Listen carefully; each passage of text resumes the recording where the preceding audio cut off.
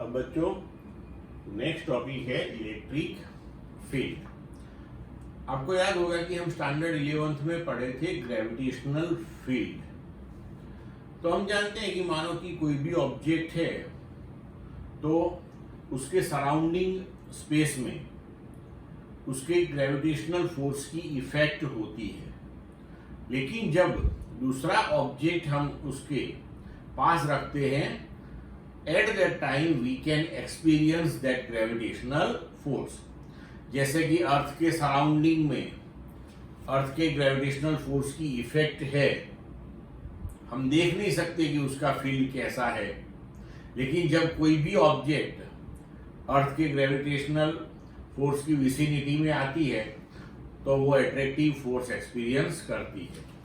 तो हमने ये जो ग्रेविटेशनल फोर्स की सराउंडिंग स्पेस में इफेक्ट है उसको रिप्रेजेंट किया था एक फिजिकल क्वांटिटी ग्रेविटेशनल फील्ड के नाम से।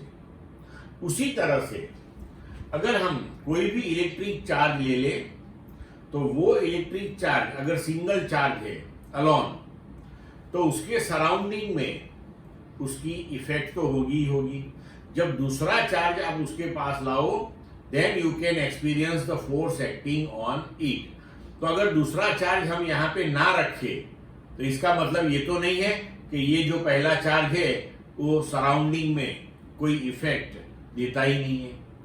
So that particular effect prevailing in the surrounding space of given electric charge that is represented by the quantity named as electric field। और ये बहुत इंपॉर्टेंट फिजिकल क्वांटिटी है। कैसे इंपॉर्टेंट है वो हम देखते हैं। पहले इलेक्ट्रिक फील्ड हम कैसे डिफाइन करते हैं वो देख लेते हैं। सपोज हमारे पास कोई कैपिटल Q चार्ज है at the origin of the Cartesian coordinate system. इसे हम बोलते हैं सोर्स चार्ज, इसे बोलेंगे सोर्स चार्ज। अब with respect to this one at position P having position vector R another small q charge is placed, तो test charge बोलते हैं इसको। Now we can write the force acting on small q due to this capital Q as per Coulomb's law F that is 1 upon 4 pi epsilon 0 q upon r square into r caret। तो अगर ये small q charge अगर यहाँ नहीं है तो इसका मतलब ये थोड़ी है कि ये कैपिटल Q चार्ज की कोई इफेक्ट ही नहीं है, सराउंडिंग में है, but we can experience when we place the test charge. तो यहाँ पे ये टेस्ट चार्ज से actually effect is independent of the test charge. तो हम यहाँ पे क्या करेंगे कि स्मॉल q जो है उसको लेफ्ट साइड ले लेते हैं, तो राइट साइड पे जो टर्म बचेगी that is independent of q। So we can write f upon q that is 1 upon 4 pi epsilon 0 q upon r square r caret. तो ये जो टर्म यहाँ पे हमें मिली that is known as electric field, that is known as electric field. तो हम दूसरे शब्दों में इसको ये भी कह सकते हैं कि electric field that is nothing but the force acting on unit positive charge. क्योंकि यहाँ पे हम देखें तो force acting on small q that is F, तो force acting on unit is how much, तो वो हो जाएगा F बाय Q। तो ये हो गया हमारा electric field. Direction of electric field that will be in the direction of force. हम इसका यूनिट लिख सकते हैं फोर्स का न्यूटन, चार्ज का कूलम। उसकी डायमेंशनल फॉर्मूला प्रिपेयर करें तो फोर्स की m1 L1 T-2, चार्ज की T1 A1, resultantly we will get the dimensional formula that is m1 L1 T-3 A-1।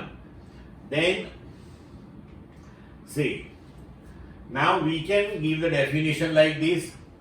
Electric field at any point is the electric force experienced by unit positive charge placed at that particular point।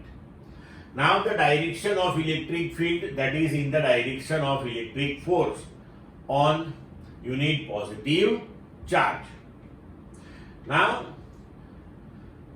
Electric field की directions, तो अगर हम positive charge ले ले तो यहाँ पे देखो कि अगर हमारे पास पॉजिटिव चार्ज है और पॉजिटिव चार्ज के सराउंडिंग में कहीं भी आप यूनिट पॉजिटिव चार्ज रख लो, मानो कि यहां पे रखा हमने, तो positive positive will be repelled, तो direction of the force that will be the direction of electric field. मतलब इन जनरल अब हम कह सकते हैं कि पॉजिटिव चार्ज का जो इलेक्ट्रिक फील्ड है that is in outward direction from the charge. अगर हम नेगेटिव चार्ज का थिंक करें तो उसके सराउंडिंग में कहीं भी आप मानो कि यूनिट पॉजिटिव चार्ज रख दो, ये यूनिट पॉजिटिव चार्ज है, ये नेगेटिव चार्ज है, that will be the attractive force, direction of the field that will be in the direction of the force.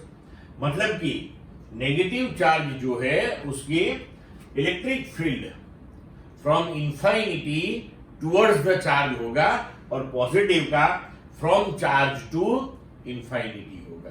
Clear? Any doubt up to this one?